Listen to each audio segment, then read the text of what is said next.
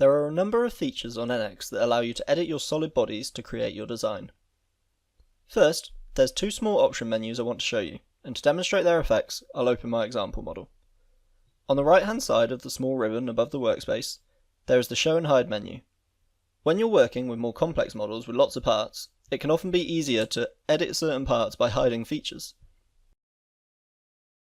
On the Show and Hide menu, it gives you the option to hide the bodies, sketches and datums.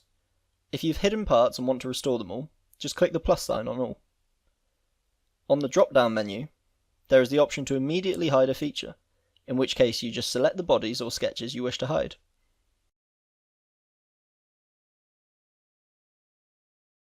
The third way of doing this is on the Parts Navigator. By right-clicking on a feature's name, you have the option to hide or hide parents. Hiding parents hides any feature that was used to create the selected feature. For example, for this extrusion, if I hide the parents, it hides sketch 1, while hiding the extrusion itself hides any features or bodies that are dependent on the extrusion.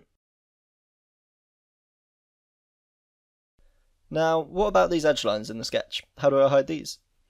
Well, they're actually a feature of the rendering style. To change this, use the next menu along from Show and Hide. The Go To rendering option is shaded with edges, but if you wanted to remove the edge lines to get a more realistic view of your part, select Shaded. Wireframe renderings allow you to see a more clinical view of the part's geometry, either seeing all the edges clearly, or with blocked edges either partially or fully removed. Be wary of selecting the studio rendering view, as this is high quality rendering that, with large models, can often take a lot of time and slow down the application. Face analysis is for use once simulations have been run on parts.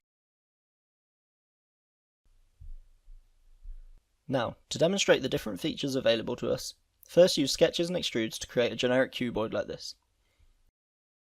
Now the first feature we'll show is the edge blend. Edge blends will be used in almost every CAD creation you do, as sharp edges lead to stress concentrations that can result in parts fracturing. Select the edge blend function and pick an edge. You'll see it instantly displays the sharp edges being rounded off. The options dialog allows you to pick your type of edge blend. A tangent blend creates an arc with a fixed radius, while a curvature arc allows you to specify the location of the center point of arc. Rho is the fraction of the distance from center of the two blend edges to the edge of the part, as shown by changing the value to 0.01 and 0.99. For now, a tangential blend is good. We can then change the shape of the blend from a circular blend to a conic blend. Again, for now, we'll leave it as the standard circular.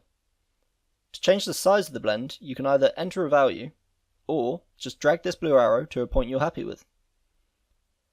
Now pick the opposite edge as well.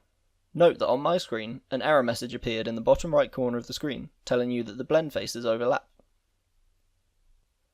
At this point, the software doesn't know what to do about these two faces overlapping, so you drag it back or enter a lower value. Let's enter a small value, say 5mm.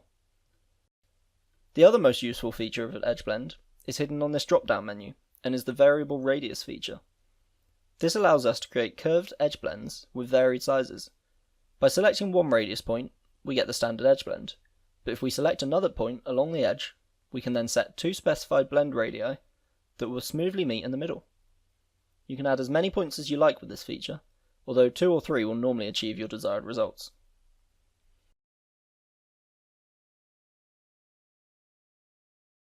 The next tool we're going to look at is chamfer. Chamfer is essentially a straight edge blend. Picture a corner being planed down. Chamfer is a much more basic tool to use. Simply select the edges you want and enter a distance, the distance value being how far along the faces you wish the chamfer to extend. The standard option is a symmetric chamfer. You can also create asymmetric chamfers with 2 different distances, or you can specify a distance for one face and the angle at which you wish the chamfer to extend.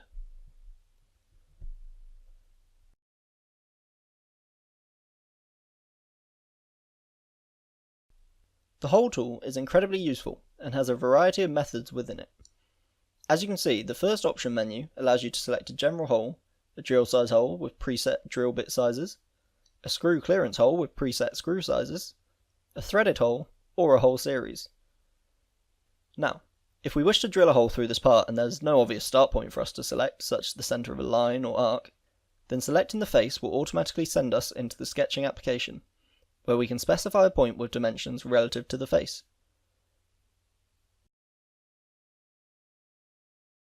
When we finish that sketch, it shows us our hole. If I wanted to, I could change the hole to be at an angle through the part by specifying a vector. However, for now let's leave that as normal to face. Now, on General Hole we have the basic depth and diameter controls, as well as a tip angle.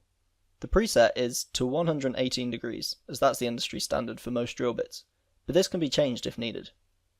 There is also the option to make the hole counterbored, countersunk, or tapered. Next, we'll look at the shell tool. Again, this is a fairly self-explanatory feature. By selecting an edge to remove, we can turn our solid body into a hollow shell. We can specify a thickness for all the walls to be, or we could have alternate thicknesses, say for the base of the part. This is best viewed if we render as a static wireframe. Reverting back to the shaded with edges render, if we change the option to shell all faces, it looks like nothing has happened. However, using the static wireframe view again, we can see that the part has now actually been hollowed out. The last tool of this video is the Pattern Feature tool. Pattern allows us to take a feature of a part, not the whole part itself, and replicate it multiple times. Here, I have a countersunk hole in my part, and I'm looking to replicate it. I can use a linear pattern to create either a line or grid of holes by adjusting the count and pitch, where pitch is the distance between each hole.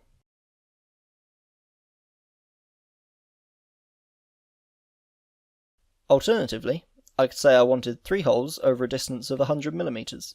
Then I can specify count and span. Making the pattern symmetric, it will work on both sides of the hole.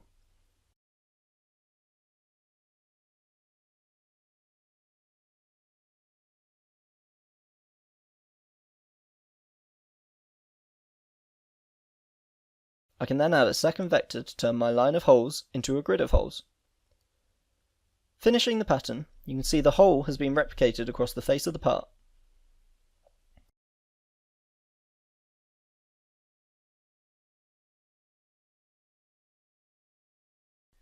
Now, in order to create a circular pattern, I need a centre for the circle.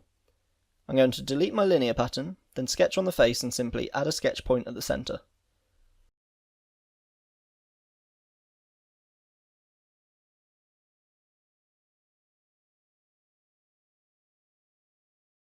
Now I can create a circular pattern of holes.